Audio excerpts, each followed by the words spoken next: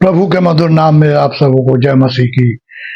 परमेश्वर पिता का धन्यवाद हो कि हम एक बार फिर बैठे हैं अंत के दिनों के बारे में देखते हुए, सोचते हुए। अब आज जो चिन्ह हो रहे हैं वो किस बात को इंगित कर रहे हैं? ग्लेशियर पिघल रहे हैं, बर्फ गिरनी कम हो गई, चारों ओर बारिश बंद है। हर तरीके से मनुष्य इस महामारी को झेल रहा है, पर अफसोस है कि इन सब चीजों को देखने के बावजूद भी आज इंसान वचन की सच्चाइयों को जानने नहीं मांगता, चिन्हों को देख के प्रभु के आगमन को इंतजार करना नहीं चाहता, तैयार होना नहीं चाहता। और ये हर मसीही के लिए एक बहुत बड़ी चेतावनी है। अब आज हम प्रकाशित वाक्य के 6 बाब की 11वीं आयत में जाएंगे और जहां पर बहुत अच्छे तरीके से समझाया गया है परमेश्वर हम लोग को कितना प्यार करते हैं कि उन्होंने प्रकाशित वाक्य लिखवाया ताकि मनुष्य चिन्हों को देखकर चौकन्ना हो जाए। वचन कहता है कि वो किसी की आत्मा के नाश होने से खुश नहीं होते, लेकिन अगर कोई नाशी होना चाहता है तो उसमें परमेश्वर जबरदस्ती नहीं कर सकते। तो मेरे प्रियो, आज जरूरत इस बात की है कि हम सोचे। अब देखिए क्या लिखा है 11वीं आयत में, उनमें से हर एक को श्वेत वस्त्र दिया गया।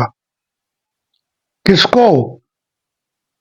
वो जिन्होंने परमेश्वर की गवाही के लिए बलिदान दिया।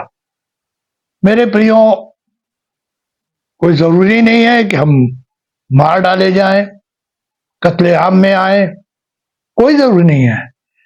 पर जो मसीह के लिए सताव सहता है, अपने जिस्म को ताड़ना देता है, शरीर की अभिलाषाओं पे हावी आने की कोशिश करता है, दुनियावी चीजों से अलग होता है, खास तौर से जो सबसे बड़ा दुश्मन है मनुष्य का और परमेश्वर के बीच का, वो है पैसा।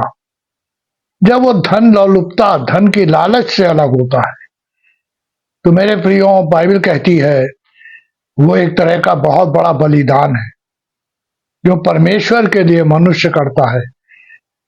जब प्रभु ने मत्ती को बुलाया, चुंगी की चौकी पे बैठा हुआ था जहां पैसे ही पैसा था, और वो तुरंत, वचन में लिखा, तुरंत उस स्थान को छोड़ के पीछे हो लिया।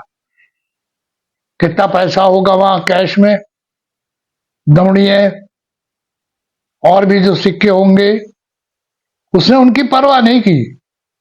प्रभु की मधुर आवाज के आगे मत्ती सब कुछ छोड़ के चल दिया। क्या उसने कभी सोचा था कि यह वचन जब लिखा जाएगा और जहां जहां प्रचार किया जाएगा, वहां सुसमाचार में जो पहला स्थान मिलेगा वो मेरे द्वारा, पवित्र आत्मा के द्वारा मुझसे जो लिखवाई गई पुस्तक है मत्ती, उसे मिलेगा। मत्ती रची सुसमाचार।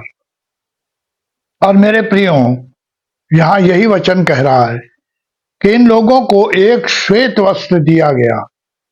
अब यहां श्वेत का मतलब हम लोग जनरल, तो यहां पे वचन में जब है कि उनसे कहा गया थोड़ी देर और विश्राम करो, वजह आगे, जब तक कि तुम्हारी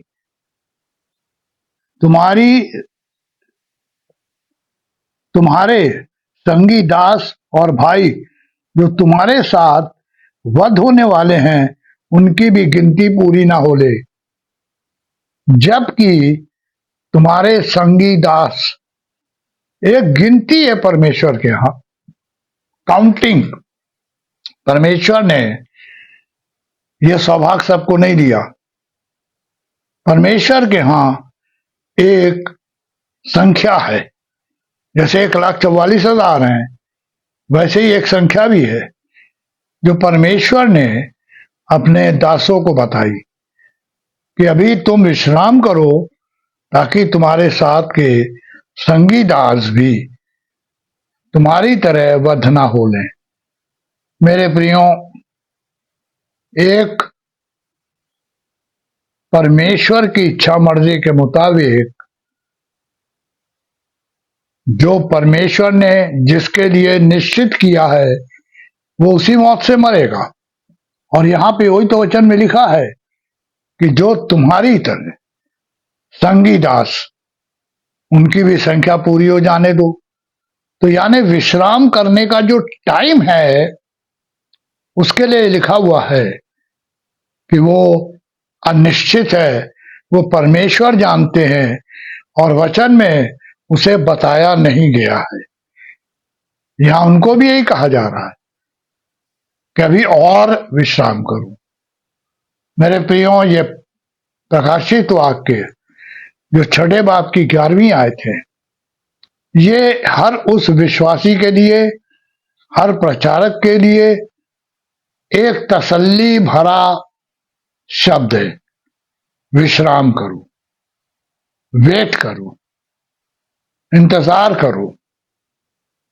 सबसे बड़ी बात यह है कि कोई भी पास्टर, कोई भी प्रचारक प्रचार करता है तो उसको तुरंत रिजल्ट नहीं मिलता है उस सेवा का, उसे वेट करना पड़ता है। और वो इंतजार 10 साल, 15 साल, 10 दिन, कभी भी पूरा होगा। और जब तक वो नहीं पूरा होता वो रिजल्ट, तब तक इंतजार करना चाहिए। आज बहुत से लोगों का फोन उस समय का आता है जब मैं कोरोना से पहले प्रचार करने राजस्थान गया हुआ था। कोटा, पिपलौद, ये सब एरिया में जब परमेश्वर के वचन की सेवकाई की, आज भी वहां के लोग प्रेयर के लिए फोन करते हैं। जब मैं हजारीबाग गया प्रचार करने, वहां भी लोग आज फोन करते हैं। राउरकेला गया, वहां के भी लोग प्रचार जब किया तो वहां के लोग भी आज फोन करते हैं प्रार्थना के लिए और आश्चर्य कर्म देखने के लिए। और मैं हर एक से एक ही बात कहता हूं, किसी भी प्रचारक का काम है आपके लिए मांगना, लेकिन देना परमेश्वर का काम है। उसके लिए कोई प्रचारक परमेश्वर पे जोर नहीं दे सकता, वहां किसी का जोर नहीं चलता है। परमेश्वर की जब इच्छा, जब जिसके लिए होती है, वो तभी पूरी होती है।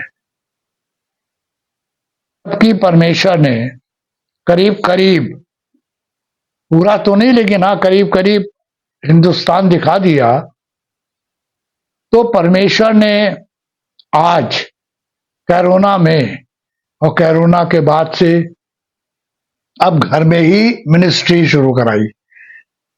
बाहर नहीं जाते। उदयपुर अभी बुलाया, जोधपुर बुलाया, जयपुर बुलाया, इस समय भी हजारीबाग से फोन आया, आ नहीं सकते आप? नहीं। अब इस समय निकलना बंद कर दिया। वजह है उम्र। हाँ मेरे प्रियो, जबकि अब एक एज मेरी हो चुकी है। परमेश्वर ने कल 22 मार्च को 80 साल की उम्र में पहुंचा दिया। तो परमेश्वर ने जो प्रकाशित वाक्य का 6ठा अध्याय लिखवाया है, यूहन्ना अपने शागिर्द के द्वारा, उसमें 7 मोहरों का वर्णन किया गया है। और ये 7 मोहरें उस पुस्तक के ऊपर, एक एक पन्ने के ऊपर या एक एक स्क्रॉल गोल के ऊपर लगी हुई थी। और हम लोग जो आज देख रहे हैं वो है 6ठी मोहर। मेरे प्रियो, इसके बाद एक गैप है। तो परमेश्वर ये बताना चाहते हैं कि अंत के समय में कितनी भयानकता होगी, क्या क्या गुजर जाएगा, मनुष्य को क्या क्या सहना पड़ेगा। इन सारी बातों का एक ही अर्थ है, परमेश्वर पे भरोसा। विश्वास भरोसे को कहते हैं। हम परमेश्वर पे कितना भरोसा करते हैं। इस अध्याय में, छठे अध्याय में जो सातों मोहरे हैं वो विपत्तियों का वर्णन है, और उन विपत्तियों में मनुष्य को चेतावनी भी दी गई है। शुरू में ही लिखा है, प्रभु से पहले यूहन्ना बपतिस्मा देने वाले ने जब प्रचार शुरू किया तो पहला वर्ड था मन फिराओ। हमारे प्रभु ने जब प्रचार शुरू किया तो उनका भी पहला शब्द था मन फिराओ। आज हम प्रचारकों का भी यही शब्द होना चाहिए, मन फिराओ। संसारिकता से अलग हो, प्रभु के पास आ जाओ, और इसी को मन फिराना ही कहते हैं। चेलों ने भी मन फिराया तो प्रभु के पीछे चल दिए। हर वो मसीही प्रचारक, हर वो मसीह जो आज सेवा कर रहे हैं, हर एक के पास एक गवाही होगी कि उन्होंने कब मन फिराया, कब संसारिकता से अलग किया अपने को और परमेश्वर के लिए जीना शुरू किया। मेरे प्रियो, काश इस छठे अध्याय को जब हम पढ़ते हैं और सुनते हैं तो एक बात स्मरण रखें, यह चेतावनी है, और अगर हमने इस चेतावनी के ऊपर गौर नहीं किया तो आने वाला समय हम पे इतना भारी होगा कि कहता है वचन, मौत को मनुष्य ढूंढेंगे, मौत नहीं मिलेगी। मरना चाहेंगे, मर नहीं पाएंगे। तो सोचने का काम हमारा है। वचन मिल गया, वचन हमारे पास है, वचन हमसे बात कर रहा है। होने दीजिए कि हम चौकन्ने हो जाएं, परमेश्वर के करीब आएं, अपने पापों का अंगीकार करें, मन फिराएं और परमेश्वर के संग चलें। आज इसी आशीष वचन के साथ वचन को खत्म कर रहे हैं। अगली बार जब मिलेंगे तो हम प्रकाशित 6:12 को शुरू करेंगे।